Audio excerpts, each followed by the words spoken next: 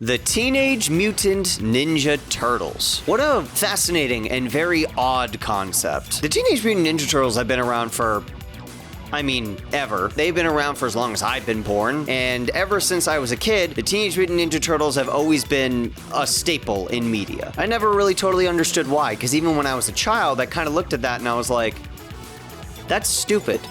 I don't get it. 10-year-old me didn't understand is that was kind of entirely the point. So for this video, I really want to go into the history and the reasoning behind why the Teenage Mutant Ninja Turtles did as well as they did for being as silly as a concept as they are. Let's start at the beginning, shall we? Created back in 1984 by Kevin Eastman and Peter Laird, the Teenage Mutant Ninja Turtles were originally a black and white comic book, and was also meant to serve as a parody to superhero comics at the time, and using its origin point in Daredevil.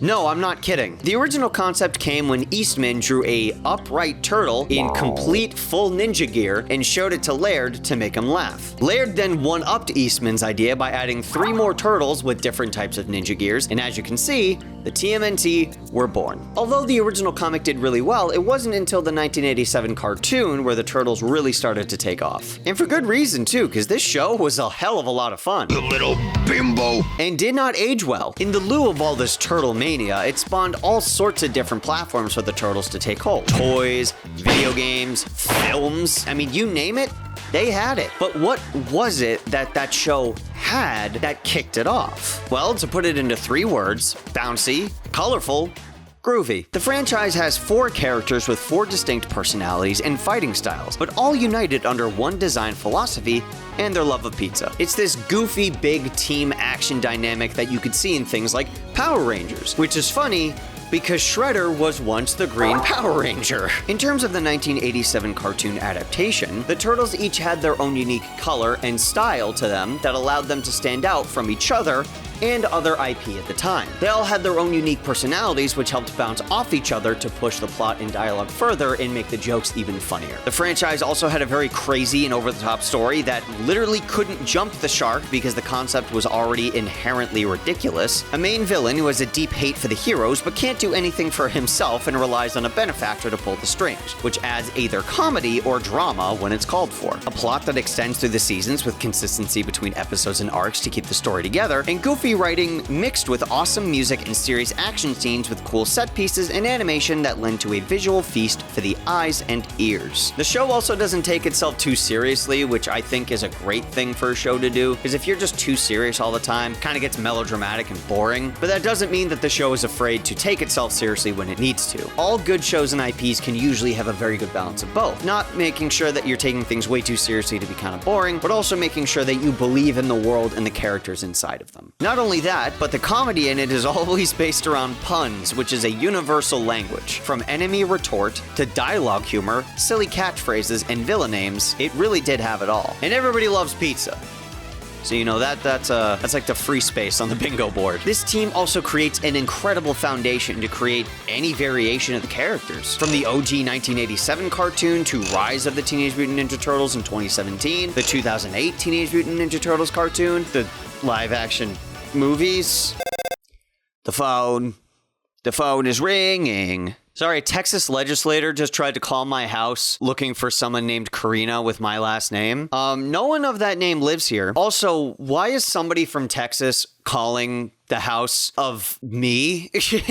Funnily enough, the goofy overtone of the show is actually exactly why the creators stopped liking the modern adaptations of the Ninja Turtles to begin with, which honestly really sucks because, to be frank, I prefer the funny Turtles. We Turtles don't know the meaning of the word defeat. That's right! We never bothered to look it up in the dictionary. Over the serious Turtles. Okay, Leo.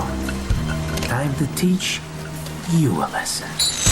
This is also why the TV shows, games, comics, films, and all that stuff tend to vary quite a bit from each other. And although I think it is fantastic that the Turtles can fit either a serious or a comedic narrative, it did leave me very confused as a child seeing all these serious Ninja Turtle stuff when I was used to them being goofs on like TV and video games. Eventually, the Turtles got sold to Viacom in 2009, which that pretty much just damned it to being a goofy series for the rest of its existence. So, well, I guess except for the 2012 movie, but we don't talk about that. Oh, that was 2014.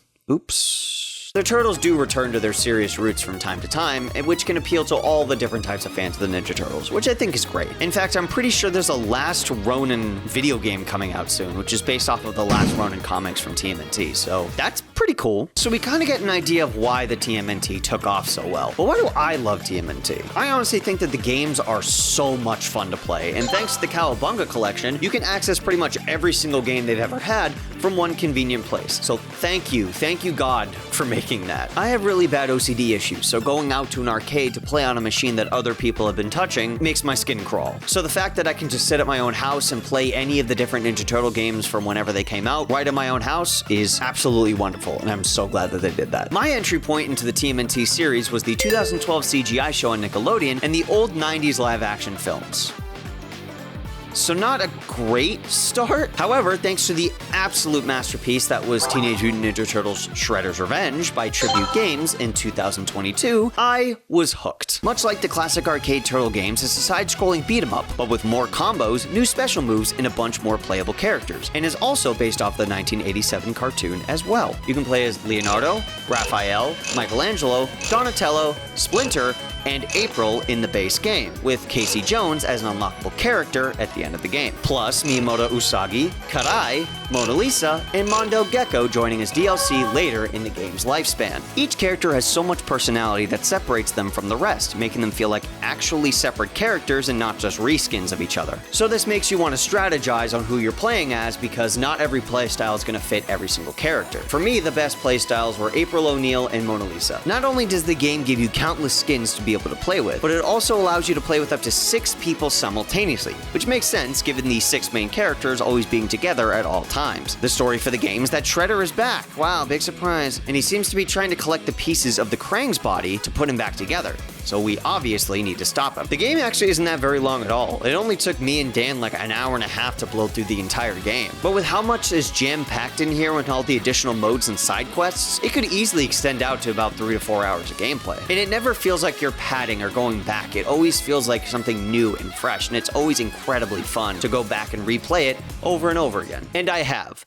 Like 3 times. A group dynamic fighting game fits very well with the Turtles, since it hinges on them working as a team, which side-scrolling beat-em-ups depend on to win. This helps add to the authenticity and fun of the franchise while putting you in control of the Turtles. I'm not even a fan of fighting games or beat-em-up games. I didn't really care for them at all. But thanks to the TMNT, I have a bigger appreciation for them now, and I have played these games for hours. So, hey, good job. I couldn't help but love the stylish visuals, witty banter, charming aesthetic, and kick-ass music.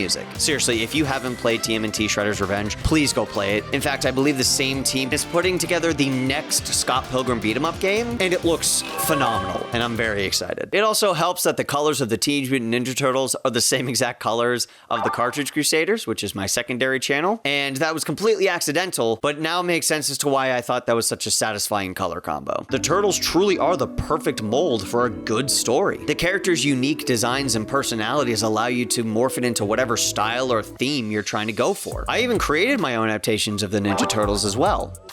It's a little weird, I understand that, but honestly, that's kind of what I love about the series as a whole. So what's the lesson to take away from all of this? TMNT does one thing really well, even if the creators aren't a fan of it, and it's that a goofy concept with clever execution can make for some of the most long-lasting and greatest stories to tell of all time. Being able to sneak in a silly story through means of comedy and action is what made all of those early 2000s shows so successful. Don't get me wrong, it is entirely important to cover serious topics that come up in media, but sometimes I just want to watch a turtle kickflip a ninja. Even if you don't partake in the TMNT series, you know who they are. And that is the mark of a fantastic IP. It's like if I say SpongeBob or Mario or Sonic, you know who they are. Sometimes the best products can come from the stupidest of places, and I honestly wouldn't have it any other way. Anyway, guys, that is all I've got for today. Sorry the video was a little shorter. I'm recovering from some dental surgery. But thank you so much for watching. Make sure to subscribe. Make sure to go and watch and play and enjoy TMNT. It is a wonderful series, and I highly recommend getting sucked down the rabbit hole as I did. But thank you, and I will see you in the next video. Cowabunga.